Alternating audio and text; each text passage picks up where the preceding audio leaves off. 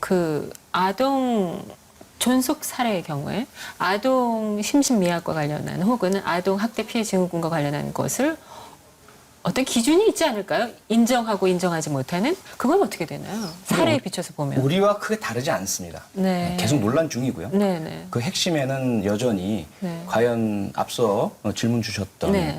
아동학대 피해자들이 다 같으냐, 일반화시킬 수 있느냐 이런 어떤 의문이 하나 있고요. 네. 또 하나는 개별적인 사건에 있어서 과연 그 피해의 충격 후유증이 얼마나 심각한가.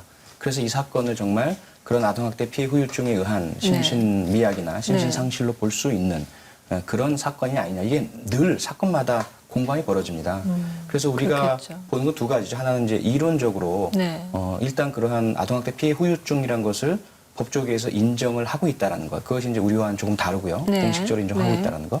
두 번째로는 판결을 내림에 있어서 그런 아동학대 피해 후유증에 대한 검토가 있었느냐 여부가 대단히 중요한 법적인 그 재판의 공정성, 그 절차적인 합리성 이 부분이 지켜졌느냐를 판단하는 중요한 요건이 되고 있다는 거죠. 네. 그 대표적인 판례가 2001년에 네. 영국에서 있었던 머레이 판결이라는 건데요.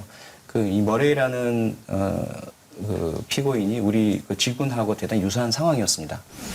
다만 이제 가해자가 양아버지였다는 게 좀 다르고요. 자신과 어머니가 지속적으로 그 양아버지에게 폭행과 네. 학대를 당해오다가 결국은 유사한 청소년 연령대에 그 양아버지를 살해하게 됩니다. 그때 1심 재판에서 5년 선고를 받아요.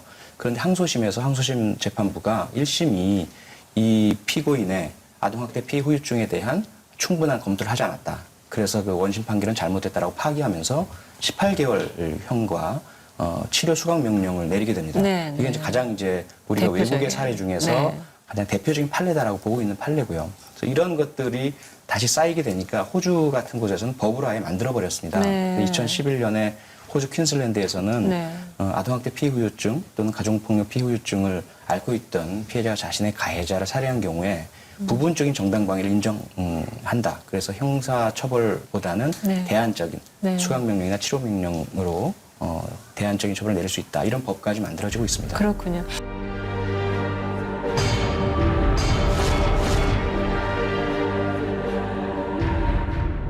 가려워요. 정말 먼 훗날 그 어린 시점에서 내가 느껴야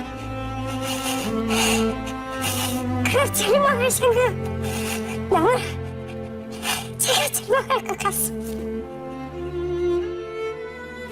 지군 사건을 통해서 우리가 생각해 봐야 되는 것은 지군만이 범죄 행위자가 아니라 우리 사회 모두가 범죄 행위자라는 사실을 우리 인식해야 됩니다. 왜냐하면 가정폭력방지법과 아동복지법에는 아동학대를 발견하면, 가정폭력을 발견하면 누구든지 즉시 신고를 하도록 되어 있습니다. 그 이웃집 아저씨, 엄마, 친구 다 알고 있었음에도 누구 하나 신고하지 않았습니다. 신고 의무 위반입니다. 그리고 담임선생님, 조금만 성적 떨어지고 애가 잠자고 있고 멍들어 있어서 체육복 제대로 친구들 앞에 못 갈아입어서 화장실 가서 갈아입고 이런 모습을 조금만 신경을 쓰고 봤더라면 얼마든지 알았는데 학교쌤이야말로 아동학대, 가정폭력 신고할 대표적인 신고 의무자 중에 하나예요. 그렇지만 관심을 가지지도 않았고 제대로 상담하지도 않았고 그리고 신고하지도 않았어요. 이런 신고 의무 위반인 거고요. 이들이 그 누구라도 한 명이라도 신고만 했더라면 그리고 뭐 당장 아버지조차 아이에게 대해서 관심 갖지 않고 방임한 거죠. 이처럼 무책임하고 아무런 생각 없이 처신하는 이런 것들이 너무너무 저는 화가 나고요. 이 주변 사람들, 친구, 학교 선생님, 이웃 사람들, 심지어 자기 아버지, 경찰관들조차 우리 국가, 사회, 이웃 전부가 지금뿐 아니라 이 모두가 이 범죄 공범이라고 생각하고요. 이 사건을 통해서 우리 이웃이, 친구가, 학교 선생님이, 의사분들이 우리 국가, 사회가 가정폭력을 없애고 아동학대를 없애기 위해서 그 어떻게 노력해야 되고 어떻게 근절시키기 위해 법 제도를 만들고 감시의 눈빛을 켜야 되는지 그것을 반성하고 법 제도를 만드는 그런 계기로 삼아야 되는 사건이라고 생각합니다.